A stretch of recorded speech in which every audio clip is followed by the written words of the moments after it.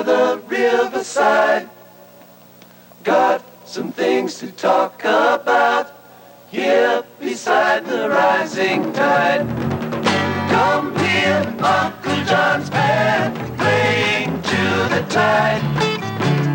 Come on along and go. He says they'll never make it. That's the Grateful Dead that you just saw and that you were listening to. A Dead concert is like no other. It's not the usual. They might last 1 or maybe 5 hours or more.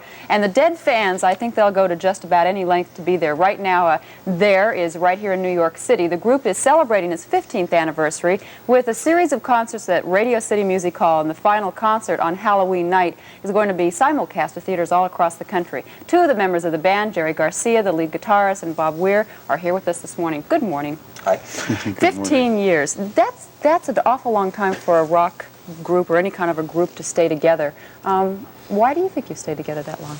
I got the answer to that. You one. do? Take it. Sheer intense burning hatred and revenge. It cements I figure personally that if I stick it out long enough, one of these guys is going to leave an opening and I'll be able to get him. I bet you do, though, have to have arguments. I mean, anyone that's together that much of the time is, how do you, when you're having things that are a little shaky in the group, how do you get up and go on and do your number? We ignore each other on that level, you know. Do you have you set up rules, though, for yourself to try to deal with this? It's hard after 15 years, you know. You can't make rules for people to know you 15 years worth of knowing you.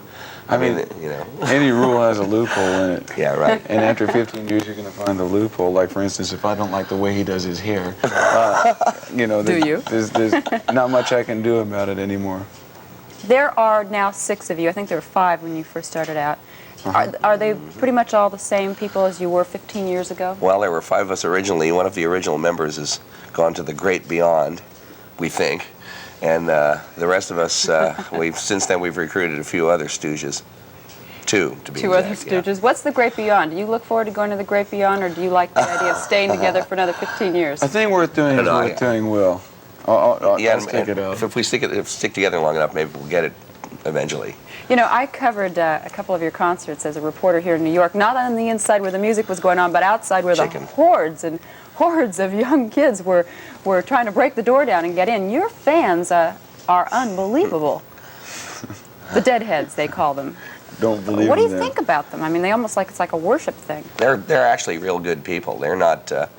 They're game. Yeah, they're game. I mean, they go to concerts night after night, knowing that, knowing as we know that we have our good nights and we have our not so good nights, maybe, you know. Maybe. And they're willing to take their chances. We don't play a set show or anything like that. Yeah. So it's always different. I heard some have even quit their jobs to follow you across the country. We went down to Radio City Music Hall the other night and stood out in front, and we stopped a few of them, and I thought you might enjoy hearing what some of them had to say. That'd be nice. All right, my name's UJ Pastrana, and I'm waiting here for Grateful Dead. I waited online for 3 days for these tickets. Tonight is my 75th concert. The Dead care about their fans, and they play music so that their fans like. They make everybody feel good. And I try to go to every concert they perform because they're the best at what they do. The Dead are just beautiful. They make beautiful music. They offer something that nobody else offers, and there's a family, a big family. The Dead, you know, that's where most of my money goes. I just love them so much. Why? Why? Because it's just their music, the people, the atmosphere, everything around here. You know, if you look, there's so much love around. Definitely. The people, we're all brothers and sisters here. We're here to see the Grateful Dead. Okay, now that brings to mind to me a number of questions. First of all, they said you care about your fans. I mean, do you feel a real commitment to these people who are so dedicated to you? Well, more than that, we feel a commitment to the music.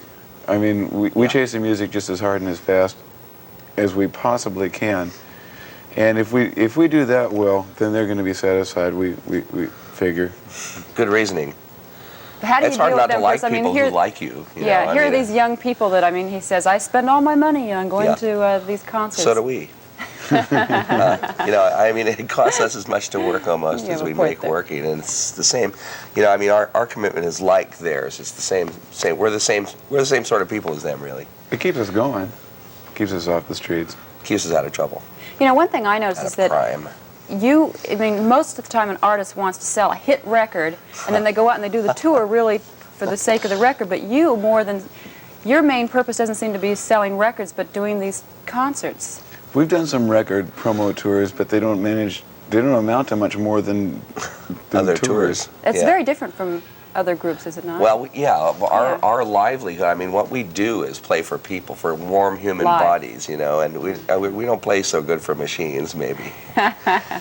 Speaking of machines, if you sit back and you kick up your feet at home and you put a record on, what kind of music do you guys like? I like to listen to animal sounds. Animal sounds. Anything. I mean, there's all kinds of music. There's a world full of music. But do you kind of nice thing about records jazz is or rock?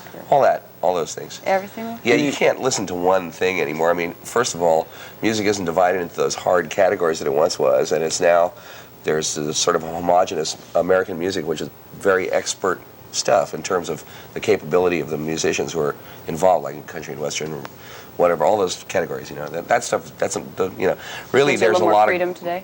Yeah, and there's also a certain amount of historical perspective that you can look down musically from this point of view, as long as the phonograph record has been in existence. You know, since you can look back to the 20s and hear what people were playing like, and there's a lot to be discovered in all that. Okay, it's been nice meeting both of you because we're almost out of time here, so I have to say goodbye. We'll listen for your simulcast on Halloween.